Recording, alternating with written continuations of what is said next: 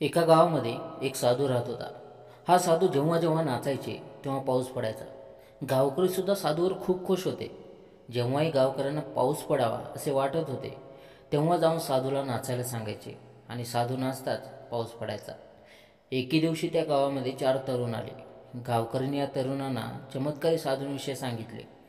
त्या मुलांना यावर विश्वासच बसत नव्हता. त्यानंतर गावकरी त्या मुलांना घेऊन साधूकडे गेले. साधूसमोरही मुलांनी हे अशक्य असल्याचे सांगितले. मुले म्हणाली, आज आम्ही नाचतो, आमच्या नाचण्यानेही पाऊस पडेल. मुलांनी एक एक करून नाचण्यास सुरुवात केली. पहिला मुलगा 10 मिनिट नाचला परंतु पाऊस पडला नाही. दुसरा मुलगा अर्धा तास नाचला तरीही पाऊस पडला नाही. अशा प्रकारे इतर 2 मुलेही नाचले परंतु पाऊस पडला नाही. आता साधू नाचू लागले परंतु 2 तास झाले तरीही पाऊस पडला नाही. अशा प्रकारे साधू नाचत नाचत संध्याकाळ झाली आणि अचानक ढग गरजू लागले आणि थोड्याच वेळात पाऊस पडू लागला. हे पाहून मुले अचंबित झाली. मुलांनी या चमत्कारामागचे कारण विचारल्यानंतर साधूने सांगितले की एकतर या गावकऱ्यांचा माझ्यावर अतूट विश्वास आहे आणि माझा देवावर. दुसरे कारण, पाऊस पडत नाही तो पण मी नाचत राहतो. मग कितीही उशीर झाला तरी मी नाचणे थांबवत नाही.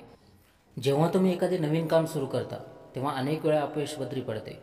त्या अपयशामुळे तुम्ही काम करण्याचा प्रयत्न बंद करता. याउलट काही लोक यश प्राप्त होत नाही तो पण प्रयत्न करतात.